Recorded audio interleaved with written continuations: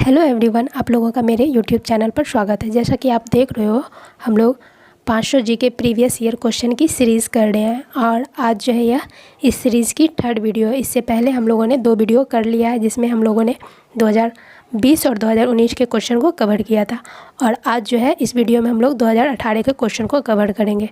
तो चलिए स्टार्ट करते हैं। फर्स्ट क्वेश्चन जो हमारा है कि एक नॉटिकल मील कितने किलोमीटर के बराबर होता है। तो एक नॉटिकल मील कितने किलोमीटर के बराबर होता है, वो हमारा 1.852 किलोमीटर के बराबर होता है। ठीक है, अगला क्वेश्चन है, जहाँ तक सूर्य से दूरी का प्रश्न है तो पृथ्वी किसके बीच स्थित है। तो इससे पहले जो हम लोगों ने क्वेश्चन पेपर देखा था उसमें भी प्लैनेट से क्वेश्चन आए थे। तो कल भी मैंने आपको बताया था कि टोटल जो है 8 प्लैनेट है, इसमें से जो है 4 हमारा हो जाता है इनर प्लैनेट और 4 जो हो जाता है वो आउटर प्लैनेट हो जाता है। ठीक है, इनर प्लैनेट की बात करें तो कौन कौन सा, बुध, शुक्र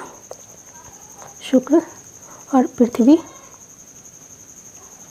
पृथ्वी और मंगल, ये जो है हमारे इनर प्लैनेट में आ जाते हैं। और आउटर प्लैनेट की बात करें तो कौन सा आता है, बृहस्पति, शनि, अरुण और वरुण। ठीक है, अरुण और वरुण।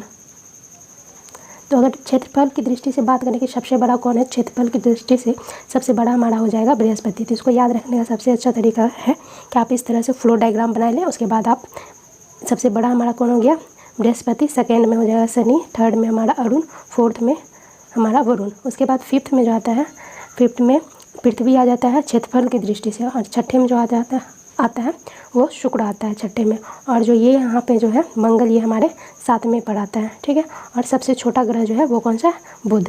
और अगर सूर्य से दूरी की बात करें तो सबसे पहले जो है बुध आता है, उसके बाद शुक्र आता है, उसके बाद पृथ्वी, उसके बाद मंगल आती है। यहाँ हमारा क्वेश्चन क्या है कि बुध की पृथ्वी किसके बीच में स्थित है। पृथ्वी किसके बीच में स्थित है, यहाँ शुक्र और मंगल के बीच में पृथ्वी स्थित है, शुक्र एवं मंगल के बीच में। अगले क्वेश्चन चलते हैं। अगला क्वेश्चन है, निम्नलिखित में से सबसे अधिक किसका एटॉमिक नंबर है। तो एटॉमिक नंबर की बात करें तो हॉशियम, इसका जो एटॉमिक नंबर है ये कितना है, 108 है। ठीक है, और जो डर्मिस्टेटियम, इसकी जो एटॉमिक नंबर की बात करें तो इसका एटॉमिक नंबर 110 है। और जो मिटनेरियम, इसकी जो एटॉमिक नंबर है वो 109 है। और जो सिबोजीरियम जो है, इसकी एटॉमिक नंबर कौन सी हो जाती है, 106 हो जाती है। तो यहाँ पे सबसे बड़ा एटॉमिक नंबर हमारा किसका है, तो वो है डर्मिस्टेटियम का। ठीक है, अगला क्वेश्चन है कि सामान्यतः स्थिति में पानी किस तापक्रम पर उबलता है। तो पानी की बात करें तो यहाँ हमारा फ़ारेनहाइट में पूछ रहा है। तो फ़ारेनहाइट में हमारा आंसर क्या हो जाएगा, 212 डिग्री फ़ारेनहाइट। बट अगर इसको हमको सेल्सियस में चेंज करना होगा तो फिर हम क्या करेंगे, तो सेल्सियस का फॉर्मूला क्या है, Celsius is equal to Fahrenheit minus 32 into 5/9। इससे जो है हम सेल्सियस में इसको निकाल सकते हैं। तो फ़ारेनहाइट हमारा यहाँ पे कितना है, 212 दिया हुआ है, इसको हम 32 से डिवाइड कर लेंगे और उसके बाद 5/9। ठीक है, तो अगर इसको 212 में अगर 32 घटाया जाए तो हमारा कितना आ जाता है, 180 आएगा। ठीक है, और इसको 5/9 करोगे तो फिर ये कट जाएगा कितने बार में, 20 बार में। तो यहाँ पे हमारा कितना आ जाएगा, 100 डिग्री सेल्सियस। 20 इंटू 5 करेंगे, 20 इंटू 5 करेंगे तो ये क्या हो जाएगा, 100 डिग्री सेल्सियस। अगर सेल्सियस में पूछे तो 100 डिग्री होगा और फ़ारेनहाइट में पूछे तो 212 डिग्री होगा, फ़ारेनहाइट होगा। ठीक है, अगले क्वेश्चन पे चलते हैं। अगला क्वेश्चन है, सामान्यतः मानव शरीर का तापक्रम कितने होता है। तो मानव शरीर के तापक्रम की बात करें तो यहाँ पे सेल्सियस में आंसर है, तो सेल्सियस में क्या होगा, 37 डिग्री सेल्सियस। अगर फ़ारेनहाइट की बात करें तो फ़ारेनहाइट का फॉर्मूला क्या होगा, आप सेल्सियस को भी फ़ारेनहाइट में कन्वर्ट कर सकते हो। तो फ़ारेनहाइट का फॉर्मूला क्या होता है, F is equal to C into 9/5 plus 32। ठीक है, तो ठीक है, इसको हम लोग करके देखते हैं। यहाँ 37, उसके बाद 9/5 लिख देते हैं और फिर प्लस 32। तो 37 को कटाएंगे, इसको 5 से डिवाइड करेंगे तो कितना आएगा, 7.4 हमारा आएगा इंटू 9 प्लस 32। ठीक है, तो यहाँ जो हमारा हो जाएगा 7.4 इंटू 9 इज इक्वल टू हो जाएगा 66.6। और इसमें अगर 32 को ऐड करेंगे तो 98.6 डिग्री फ़ारेनहाइट। ये जो है हमारा क्या हो जाएगा, फ़ारेनहाइट में जो ह्यूमन बॉडी का टेम्परेचर 98.6 डिग्री फ़ारेनहाइट होता है, और सेल्सियस में पूछे तो 37 डिग्री सेल्सियस। अगले क्वेश्चन चलते हैं। अगला क्वेश्चन है, 1 गैलन कितने लीटर के बराबर होता है। तो 1 गैलन जो है ये कितना, 4.546 लीटर के बराबर होता है। ठीक है, अगला क्वेश्चन हमारा है, 2 गैमीट के विलय से एक कोशिकीय संरचना का निर्माण होता है, उसे क्या कहते हैं। जब ओवम और स्पर्म ये जब दोनों आपस में मिलते हैं तो किसका निर्माण होता है, तो जाइगोट का निर्माण होता है, ठीक है, जाइगोट का निर्माण होता है। तो इसमें हमारा आंसर क्या बनेगा, जाइगोट। और अगर ब्लास्टुला की बात करें तो जब ये स्पर्म जब ओवम से मिलता है तो जाइगोट बनता है और ये फिर धीरे धीरे जो है डिवीज़न करना स्टार्ट करता है। पहले 2 सेल में डिवाइड होता है, फिर 4 सेल में डिवाइड होता है, इस तरह से ये 16 सेल और फिर जाकर 200 300 इस तरह से सेल बनाते हैं। तो जब ये सेल जो है 200 से लेकर 300 सेल हो जाता है, 200 से लेकर 300 सेल हो जाता है, तो इसे हम लोग ब्लास्टुला कहते हैं। यह जो है एक सॉलिड बॉल की तरह दिखता है, ठीक है, ये जो कैसा दिखेगा, तो सॉलिड बॉल की तरह दिखता है, ठीक है। और ये जो है इम्प्लांटेशन के जस्ट पहले की अवस्था है। और अगर फीटस की बात करें तो फीटस जो है जब इम्प्लांट हो जाता है, मतलब जब माँ कंसीव कर लेती है, तो उसके 8 वीक से लेकर जन्म तक, जब तक बेबी जन्म नहीं ले लेता तब तक माँ के पेट में जो बेबी रहता है उसको हम लोग क्या कहते हैं, फीटस कहते हैं, ठीक है। अगले क्वेश्चन को देखते हैं। अगला क्वेश्चन है संयुक्त राज्य अमेरिका के प्रथम राष्ट्रपति कौन थे। तो संयुक्त राज्य अमेरिका के जो प्रथम राष्ट्रपति थे वो थे हमारे जॉर्ज वाशिंगटन, ठीक है। और पूछा जाए कि ये कब बने थे, तो 1789 में ये बने थे, ठीक है। और यूएसए की अगर कैपिटल की बात करें तो वो वाशिंगटन डीसी ही है। और अगले क्वेश्चन को देखते हैं। अगला क्वेश्चन है भारत की आज़ादी के समय इंग्लैंड के प्रधानमंत्री कौन है। तो इंडिया आज़ाद कब हुआ था, आज़ाद हुआ था 15 अगस्त 1947 को, ठीक है। और बात करें उस टाइम कि इंग्लैंड के प्रधानमंत्री कौन थे, तो वो थे क्लेमेंट एटली, ठीक है। और इनका कार्यकाल पूछा जाए तो कार्यकाल कब से था, 1945 से लेकर 1951 तक ये जो थे प्रेसिडेंट पीएम रहे थे, ठीक है। अब अगले क्वेश्चन चलते हैं। अगला क्वेश्चन हमारा है कि भारत के संविधान सभा के समय प्रथम अध्यक्ष कौन थे। संविधान सभा की बात की जाए तो इसका गठन कब हुआ था, इसका गठन हुआ था 6 दिसंबर 1946 को।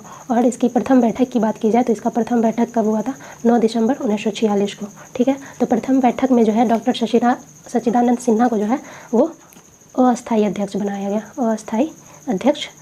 गया था। लेकिन जब सेकेंड बैठक जब हुआ था, सेकेंड बैठक कब हुआ था, 11 दिसंबर 1946 को। तो उस टाइम जो है डॉक्टर राजेंद्र प्रसाद को प्रथम अस्थायी अध्यक्ष बनाया गया था। तो यहाँ हमारा क्वेश्चन क्या है कि प्रथम अध्यक्ष कौन थे, तो हम अध्यक्ष में इसमें क्या लगाएंगे, डॉक्टर राजेंद्र प्रसाद ही, क्योंकि हमें अस्थायी और अध्यक्ष नहीं पूछा गया, ठीक है। अगला क्वेश्चन है म्यांमार देश की राजधानी कहाँ है। तो म्यांमार की जो राजधानी है वो क्या है, नाइपीतो, ठीक है। और म्यांमार की बात करें तो ये कहाँ स्थित है, अगर इंडिया के मैप पे आप देखो,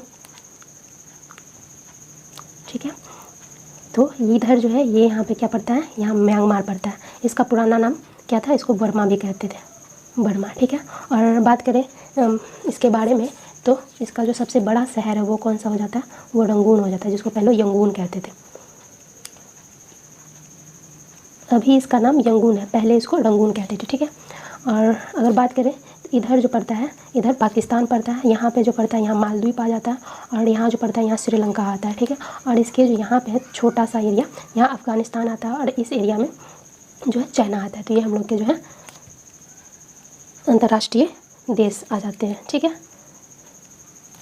अगला क्वेश्चन है कि राजतरंगिणी पुस्तक के लेखक कौन है। तो राजतरंगिणी के बारे में अगर थोड़ा भी पता होगा तो इसका आंसर आप लोग लगा लोगे। राजतरंगिणी जो क्या है, ये एक संस्कृत में लिखा गया है, ठीक है। राजतरंगिणी संस्कृत में लिखा गया है, ठीक है। इसका जो अर्थ होता है राजतरंगिणी का वो है राजाओं की नदी, ठीक है, राजाओं की नदी। और इसमें जो है किसके बारे में, तो इसमें कश्मीर के इतिहास के बारे में लिखा गया है, कश्मीर के इतिहास के बारे में, ठीक है। और इसका अगर डेट पूछा जाए कब रचना काल इसका क्या था, तो 1147 से लेकर ये 1149 तक ये लिखा गया है। तो यहाँ पे हमारा आंसर क्या बनेगा, यह एक कश्मीरी इतिहासकार थे। राजतरंगिणी के लेखक की बात करें तो इसका लेखक कौन है, कल्हण, ठीक है। ये बुक बहुत ही फेमस है, बहुत बार क्वेश्चन में बहुत बार ये क्वेश्चन आता है एग्जाम में, ठीक है। अगला क्वेश्चन क्या है हमारा, विश्व आर्द्र भूमि दिवस किस दिन मनाया जाता है। तो हम लोगों ने जो इससे पहले का सेट किया था 2019 का सेट, उसमें भी क्वेश्चन आए थे दिवस के बारे में। तो उसमें एक ऑप्शन था 2 फरवरी, तो उसमें भी मैंने आपको बताया था कि 2 फरवरी को जो है विश्व आर्द्र भूमि दिवस मनाया जाता है। और बात करें कि 2021 में इसकी थीम क्या थी, तो वेटलैंड एंड वाटर इसकी थीम थी, ठीक है। ये क्वेश्चन आ सकते हैं। और ये पहली बार कब मनाया गया था, पहली बार ये मनाया गया था 1997 में, ठीक है। अगला क्वेश्चन करते हैं। अगर आप देखो 22 मार्च की बात करो तो 22 मार्च को है जो है ये बिहार दिवस मनाया जाता है, ठीक है, बिहार दिवस, ठीक है। और क्या मनाया जाता है, वर्ल्ड वाटर डे, ठीक है। अगला क्वेश्चन देखते हैं। अगला क्वेश्चन है भारत का राष्ट्रीय जलीय जंतु कौन है। तो भारत के राष्ट्रीय जलीय जंतु की बात करें तो ये आ जाता है गंगीय डॉल्फिन, ठीक है। और इसका साइंटिफिक नेम की बात करें तो इसका साइंटिफिक नेम क्या हो जाएगा, प्लेनसिट्टा गैंगेटिका, ठीक है। और अगर बात करें कि राष्ट्रीय पशु कौन सा है भारत का, तो वो क्या हो जाएगा, वो बाघ हो जाएगा। अगर फूल की बात करें तो क्या हो जाएगा, फूल की बात करें तो वो कमल हो जाएगा। और राष्ट्रीय गान की बात करें तो वो क्या हो जाएगा, जनगण मन, राष्ट्रीय गान जनगण मन। और राष्ट्रीय गीत की बात करें तो वो क्या हो जाएगा, वंदे मातरम, ठीक है। और क्या राष्ट्रीय प्रतीक की बात करें तो वो अशोक स्तंभ हो जाएगा, ठीक है। तो इतने सारे क्वेश्चन बनते हैं इससे। अगला क्वेश्चन है विश्व पर्यावरण दिवस 2018 की विषय वस्तु क्या थी। विषय वस्तु मतलब थीम क्या थी। तो 2018 की, तो हम लोग अभी 2018 का तो नहीं आएगा, 2021 का देखते हैं कि 2021 पहली बात है विश्व पर्यावरण दिवस मनाया कब जाता है, ठीक है। तो ये मनाया जाता है कब, 5 जून को, ठीक है। और इसके थीम की बात करें तो इसका थीम क्या था, पारिस्थितिकी तंत्र की बहाली, ठीक है, तंत्र बहाली। अगला क्वेश्चन हमारा जून 2018 में संयुक्त राष्ट्र के अगले अध्यक्ष के रूप में कौन चुने गए। तो ये 2018 का हम लोग क्वेश्चन कर रहे हैं, ठीक है। तो ये पुराना हो गया। अभी अगर बात करें 2021 में, ये करंट का क्वेश्चन है। 2021 में जो है यूनाइटेड नेशन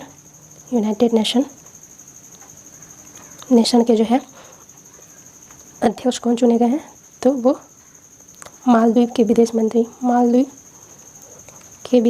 हैं। कौन है वो, अब्दुल्ला शाहिद, ये जो है ये चुने गए हैं संयुक्त राष्ट्र के नए अध्यक्ष, ठीक है। और बात करें कि संयुक्त राष्ट्र के महासचिव कौन है, महासचिव, तो वो कौन हो जाएगा, एंटोनियो गुटेरेस,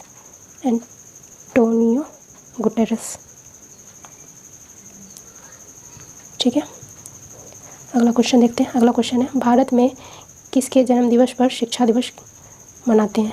शिक्षा दिवस की बात करें तो यह किसके जन्म दिवस पर मनाया जाता है, मौलाना अबुल कलाम आज़ाद, क्योंकि ये जो है ये भारत के जो है ये फर्स्ट शिक्षा मंत्री रह चुके हैं, ठीक है, शिक्षा मंत्री रह चुके हैं। और अगर सर्वपल्ली राधाकृष्णन की बात करें तो हम लोग 5 सितंबर जो मनाते हैं शिक्षक दिवस और शिक्षा दिवस दोनों में बहुत बड़ा अंतर है। अक्सर जो है स्टूडेंट इसमें कंफ्यूज हो जाते हैं। शिक्षक दिवस जो है वो डॉक्टर सर्वपल्ली राधाकृष्णन के जन्मदिन पर मनाया जाता है, और ये जो शिक्षा दिवस है ये मनाया जाता है मौलाना अबुल कलाम आज़ाद के जन्म दिवस पर। और इसको कब से मनाया जाता है, तो 2008 से मनाया जाता है, ठीक है। और बात करें कब शिक्षा दिवस मनाया जाता है, तो 11 नवंबर को, ठीक है। अगला क्वेश्चन क्या है हमारा, दुनिया का सबसे बड़ा दूरबीन किस देश में स्थित है। तो सबसे बड़ी दूरबीन की बात की जाए तो कहाँ स्थित है, सबसे पहले जो है ये सबसे बड़ा दूरबीन जो है वो स्पेन में स्थित है, ठीक है। और सेकेंड नंबर पे बात की जाए तो कहाँ स्थित है, USA में स्थित है, ठीक है। अगला क्वेश्चन देखते हैं। अगला क्वेश्चन है 2018 की रैंकिंग के अनुसार कौन सा देश सबसे ज़्यादा असुरक्षित है। तो असुरक्षित की बात करें तो सबसे ज़्यादा जो है फर्स्ट नंबर पे जाता है वो आता है सीरिया। सबसे ज़्यादा जो असुरक्षित देश है वो सीरिया है। और सेकेंड नंबर की बात करें तो कौन सा आ जाता है, अफगानिस्तान आ जाता है, ठीक है। और अगर भारत की बात करें कि भारत कौन से रैंक पे है, तो भारत का रैंक इसमें क्या आता है, 28वां रैंक आता है, ठीक है। क्वेश्चन क्या है हमारा, लोकसभा के अध्यक्ष को कौन चुनता है। तो लोकसभा के अध्यक्ष की बात की जाए तो लोकसभा में जो पार्टी बहुमत से चुन कर आती है वो पार्टी क्या करती है, अपने में से ही किसी एक सदस्य को लोकसभा का जो है अध्यक्ष चुनती है। तो इसका आंसर यहाँ क्या बनेगा कि लोकसभा के सदस्यगण ही अपने में से अध्यक्ष को चुनते हैं, ठीक है। अगला क्वेश्चन है मुक्त विद्यालय निम्न माध्यम से शिक्षा प्रदान करता है। तो मुक्त विद्यालय इसको क्या कहते हैं, ओपन यूनिवर्सिटी, ठीक है, ओपन यूनिवर्सिटी। अगर बात की जाए तो नालंदा, इसका एग्जाम्पल क्या होगा, नालंदा ओपन यूनिवर्सिटी या फिर इग्नू, ठीक है। और ये जो है किससे, दूरस्थ माध्यम से, मतलब डिस्टेंस कोर्स से ये जो है शिक्षा प्रदान करता है, ठीक है। अगला क्वेश्चन है आचार्य चाणक्य एक गुरुकुल में शिक्षक थे जो डैश में अवस्थित था। तो आचार्य चाणक्य की बात करें तो चाणक्य का दूसरा नाम क्या है, कौटिल्य भी है, ठीक है, कौटिल्य। और इन्हें विष्णुगुप्त के भी नाम से जाना जाता है, विष्णुगुप्त के नाम से भी जाना जाता है। तो ये किस विद्यालय के में गुरु थे, तो ये तक्षशिला में गुरु थे, ठीक है। अगला क्वेश्चन है तीन भाषा सूत्र में क्या अंतर्निहित है। तो 3 लैंग्वेज की बात करें अगर, 3 लैंग्वेज फार्मूला, तो ये किसने दिया था, ये कोठारी आयोग ने दिया था, ठीक है, फार्मूला। इसमें बेसिकली क्या बोला गया कि जो हिंदी स्टेट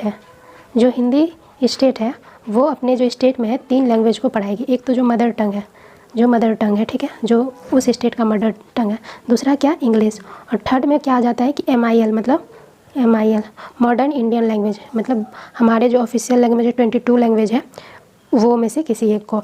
और सेकेंड जो है जो इंग्लिश स्टेट है, मतलब साउथ सब में तो हिंदी नहीं बोला जाता, तो वहाँ पे क्या है कि वहाँ पे मतलब 3 कोई लैंग्वेज, एक तो मदर टंग उसकी और दूसरा जो है वो हिंदी और थर्ड में MIL, ठीक है। तो इसमें क्या आंसर हमारा बनेगा, विद्यालय में 3 भाषा की पढ़ाई होनी चाहिए, ये 3 लैंग्वेज फॉर्मूला बोलता है, ठीक है।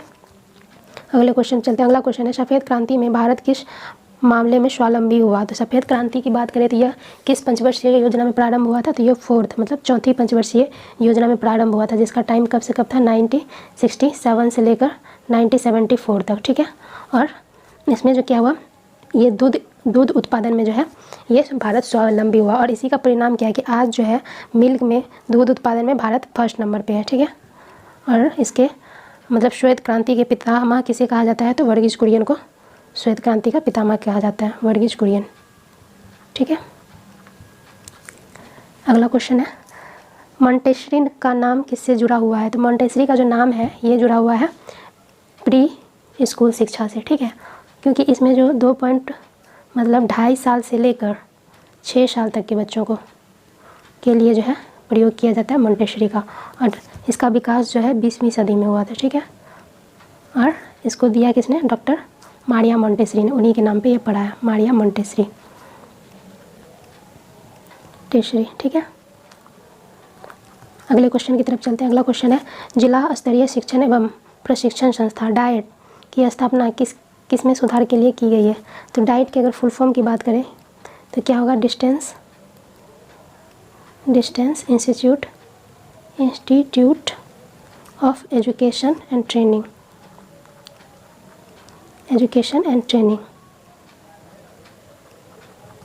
ठीक है।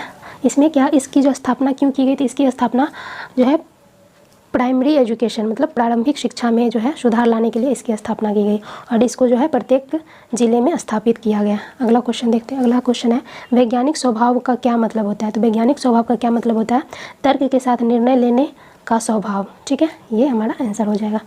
अगला क्वेश्चन है भारत की खोज नामक पुस्तक के रचयिता कौन है।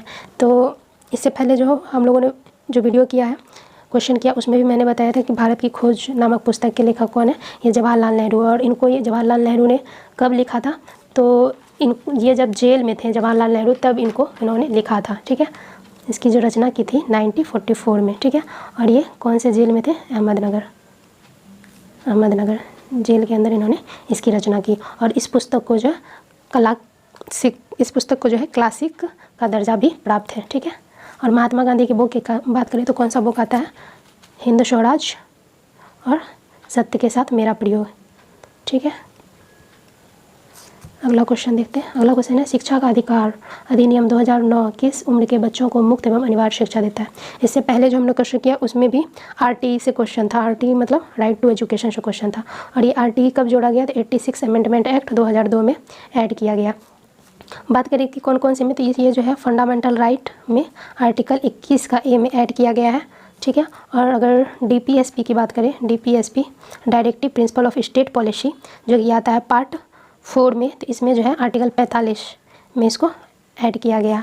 और थर्ड जो है फंडामेंटल ड्यूटीज़ जिसमें कि आर्टिकल जो है 51 का ए, ठीक है, को में जोड़ा गया है। तो इसमें क्या कहा गया है कि 6 से लेकर 14 साल के बच्चों को मुफ्त एवं अनिवार्य शिक्षा दी जाएगी, ठीक है। अगला क्वेश्चन देखते हैं। अगला क्वेश्चन है मानव शरीर में क्रोमोसोम की संख्या होती है, तो कितनी होती है, ये 23 पेयर होती है, 23 पेयर, 23 इंटू 2 तो क्या हो जाएगा 46। और जो ये जो 23वां पेयर होता है इसको क्या कहते हैं, सेक्स क्रोमोसोम। ये क्या करती है, ये जो मतलब होने वाला बेबी मेल होगा या फीमेल होगा, इसका जो निर्धारण है इससे 23वें पेयर से होता है। और जो 22 पेयर होता है, 22 पेयर वो क्या होता है, ऑटोसोम होता है, ठीक है। अगला क्वेश्चन देखते हैं। अगला क्वेश्चन है हमारे संविधान का कौन सा भाग मुक्त एवं अनिवार्य प्राथमिक शिक्षा का अधिकार प्रदान करती है। फिर से RTE राइट टू एजुकेशन, ठीक है। तो इसमें कौन सा हो जाएगा, नागरिकों का मौलिक अधिकार। तो फंडामेंटल राइट में जो है इसमें भी मुक्त एवं अनिवार्य शिक्षा की बात करी गई है, लेकिन ये जो है ये पेरेंट्स के से दिया जाएगा, लेकिन यहाँ जो है राज्य के नीति निर्देशक सिद्धांत, तो हमारा जो आंसर यहाँ बनेगा ये बी बनेगा, क्योंकि ये सरकार की जिम्मेदारी है कि वो मुक्त एवं अनिवार्य शिक्षा दें। कितने से लेकर, तो 0 से लेकर 6 साल के बच्चे को, ठीक है। अगर फंडामेंटल राइट की बात करें तो इसमें जो आर्टिकल 21 का है, यहाँ क्या बोलता है कि ये जो है ये 6 से लेकर 14 साल के बच्चों को दिया जाएगा, ठीक है। और जो डीपीएसपी की बात करते हैं आर्टिकल 45 में डीपीएसपी, तो इसमें जो बात होती है तो इसमें 0 से लेकर 6 साल के बच्चे की। और अगेन जब आते हैं फंडामेंटल ड्यूटीज़ में आर्टिकल 51 का ए, तो उसमें फिर से जो है 6 से लेकर 14 साल के बच्चों की बात की जाती है, ठीक है। अगला क्वेश्चन है, संविधान के अनुच्छेद 51 में डैश है, तो अनुच्छेद 51 में कौन सा है, वो है हम लोग का फंडामेंटल ड्यूटीज़, ठीक है, मौलिक कर्तव्य। इस ये जो है अगर बात की जाए तो ये मूल संविधान में नहीं दिया हुआ था, मूल संविधान में नहीं, इसको जो है बाद में ऐड किया गया। कब ऐड किया गया, तो 42 अमेंडमेंट एक्ट 1976 से इसको ऐड किया गया। और इस अमेंडमेंट एक्ट को जो है इसको मिनी कॉन्स्टिट्यूशन भी कहते हैं, क्योंकि इसके थ्रू जो है बहुत कुछ संविधान में जोड़ा गया। और बात करें कि किसने इसकी बात की थी, तो स्वरण सिंह ने बोला था, ठीक है। और स्वरण सिंह ने क्या बोला था, टोटल 8 मूल कर्तव्य को जोड़ने के लिए, लेकिन जब संविधान का निर्माण जब मतलब जोड़ा गया तो उसमें 10 जोड़ा गया। और अभी की बात की जाए कि अभी कितना है, अभी टोटल 11 फंडामेंटल ड्यूटीज़ है, ठीक है। अगला क्वेश्चन देखते हैं। अगला क्वेश्चन है, निम्नलिखित में से कौन सा सर्वोत्तम नागरिक पुरस्कार प्रतिष्ठित व्यक्तियों को दिया जाता है। तो सबसे उच्च नागरिक सम्मान की बात करें तो कौन सा है, वो भारत रत्न है। और इसके बाद जो आता है वो कौन सा आता है, वो पद्म विभूषण आता है, पद्म विभूषण, ठीक है। और अगर बात करें कि ये भारत रत्न कब से स्टार्ट हुआ, तो 1994 से स्टार्ट किया गया है देना। और 2019 की बात करें, लास्ट टाइम 2019 में किसको दिया गया है, तो ये नानाजी देशमुख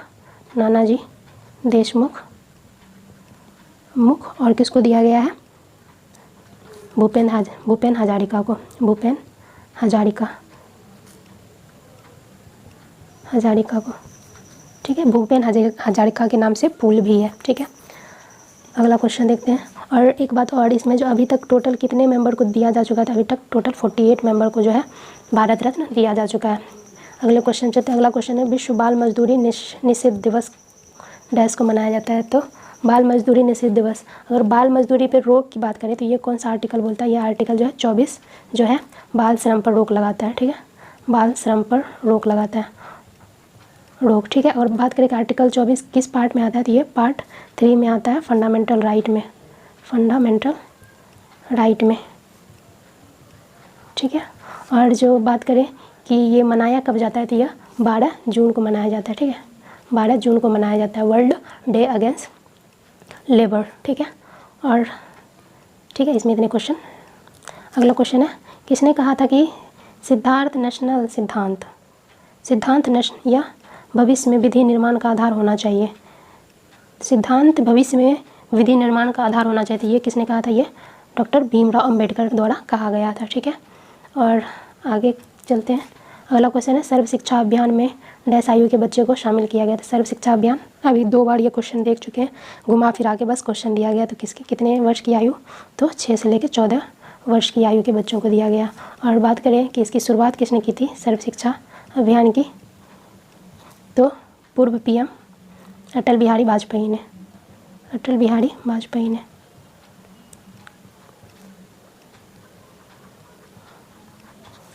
ठीक है। अगला क्वेश्चन है, गांधी जी का चंपारण आंदोलन डैश के लिए था। अभी तक 3 सेट किया है, तीनों सेट में जो है ये चंपारण आंदोलन से क्वेश्चन आया, 2020 में, 19 में और आज ये 2018 के क्वेश्चन में। तो उस टाइम भी तो इसको डिटेल से देखते हैं, ठीक है। अगर चंपारण आंदोलन की बात की जाए तो कब प्रारंभ किया गया, तो 1917 में। ये महात्मा गांधी द्वारा पहला भारत में किया गया आंदोलन है।